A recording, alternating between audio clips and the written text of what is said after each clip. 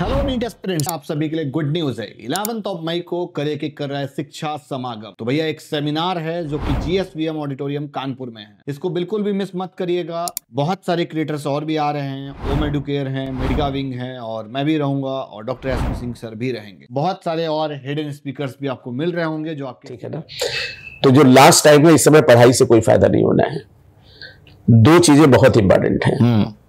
हमने तो बच्चों से ये कहा है कि जैसे 4 तारीख है तो 3 तारीख की रात में बेटा तुम्हें नींद नहीं आएगी।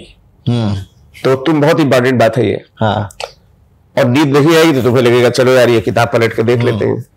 हमने कहा जैसे ही तुमने ये किताब खोली तैसे सुबह सर कर गया और अपने कमरे में लिख के टांग दो। साल भर पढ़ने से तो अब घंटा होगा हम सोएंगे। तो सबसे इंपॉर्टेंट एडवाइस बच्चों के लिए है कि बहुत अच्छी नींद ले और ये लिख के टांग ले।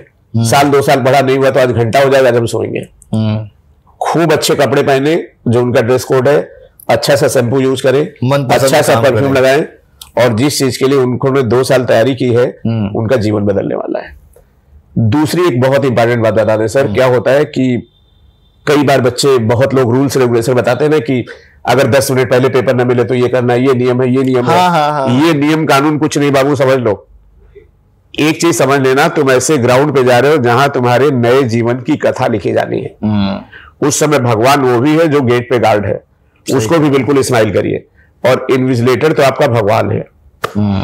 ठीक, आप स्माइल करिए, अच्छे से बात करिए और बहुत ज्यादा कानून के चक्कर में मत पड़ना, क्योंकि निखिल सर हमारा पिछले सालों का अनुभव है जी कि जो इन्विजिलेटर है उसको क्या मतलब, उसको तो अपना पेपर कराना है, जाना है जी जी। लेकिन अगर हमारा बिहेवियर अच्छा रहेगा तो वो भी सॉफ्ट हो जाएगा। हाँ। तो बिल्कुल जब इतनी चीज हमें बड़ी जीवन में मिलने वाली, आप दूसरे भगवान बनने वाले हैं। हाँ। तो जो भी वहां मिले वो बहुत इंपॉर्टेंट है, उसको प्रॉपरली रिस्पेक्ट करिए। हाँ, सही कह रहे हैं।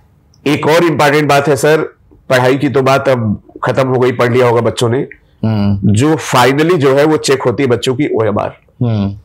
तो OMR में क्या होता है, कुछ बच्चे ऐसा करते हैं कि बिल्कुल लास्ट में फिल करते हैं और उनके दिमाग में कहीं ना कहीं बैकअप माइंड में रहता है कि अभी उनकी OMR जो है बची हुई है। तो उसमें गड़बड़ होता है। तो हम ये सजेस्ट करेंगे कि 10-10 क्वेश्चन करते जाए, टिक करें, उसको गोला बढ़ते जाए। कुछ बच्चे ऐसे होते हैं जो भूल जाते हैं कि उनको लगता है दिमाग में कि हमने ये काम किया है। जैसे आप जा रहे हैं तो आपको लगेगा कुछ छूट रहा है, लेकिन क्या छूट रहा नहीं पता। ये भी बहुत ब्लंडर मिस्टेक हो जाती है। ये तो मैं बता रहा हूँ ना, मैं तो कोई चीज ऐसी नहीं बोलूंगा सर। सही कहना सर, जो मैं ऐसे बोल रहा हूँ, मैंने बच्चों गलतियां देखी, हैपन हुए। तो भले ही बच्चों तुम्हारे 2 क्वेश्चन छूट जाए चलेगा, लेकिन OMR 2 बार 3 बार 4 बार जरूर देख लेना।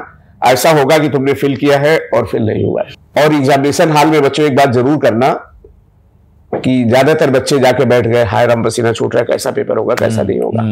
ओवर थिंकिंग हो रही है, तो वो 5 मिनट के लिए आपको एक मंत्र दे रहे हैं कि आप एग्जामिनेशन हॉल में जाइए, आंख बंद करिए, जिस भी प्रभु ईश्वर को आप मानते हैं उनको याद करिए, अपने माँ बाप को याद करिए और 2-3 शब्द जरूर बोलिए कि भगवान मैंने पूरी शिद्दत से मेहनत की है, मुझे जितना आता है किसी को नहीं आता होगा और जो चीज हमें नहीं आएगा वो किसी को नहीं आएगा।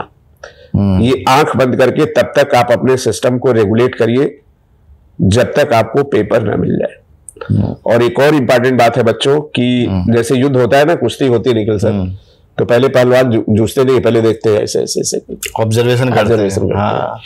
तो first of all what you have to do कि 180 क्वेश्चन आपको 5 मिनट देखना है।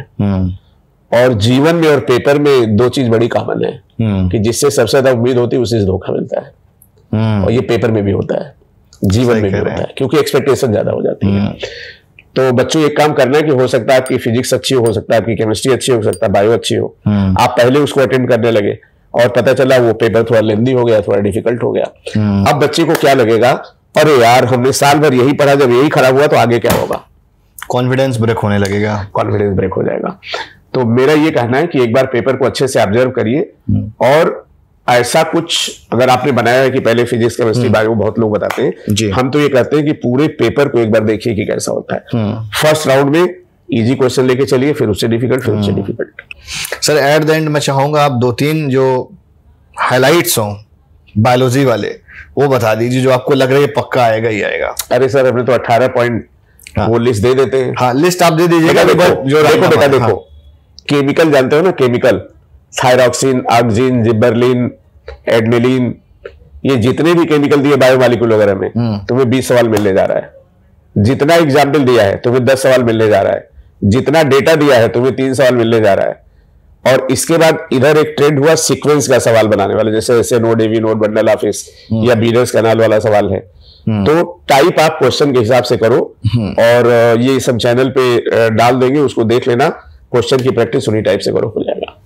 तो बेटा मूल मंत्र अब तो देखो 2 दिन अब क्या करना, देखो ऐसा है ना, जब मैच शुरू होता है तो स्ट्रेटजी दूसरी होती है, मिडिल ओवर में दूसरी होती है, और जब 4 गेंद बचती है तो स्ट्रेटजी दूसरी होती है। सही कह रहे हैं। इस बात को अच्छे समझ लो, मैच जीतना है। इस समय पॉजिटिव सोचना है, अच्छा खाना खाना है, अच्छी नींद लेनी है, और जितना हो सके उतना रिवाइज करना, बस रिलैक्स रहना है। ठीक है सर, और इसी डिस्कशन के साथ हम इसको वाइंड अप करते हैं और मिलते हैं 4 तारीख की शाम को 5 बजे के बाद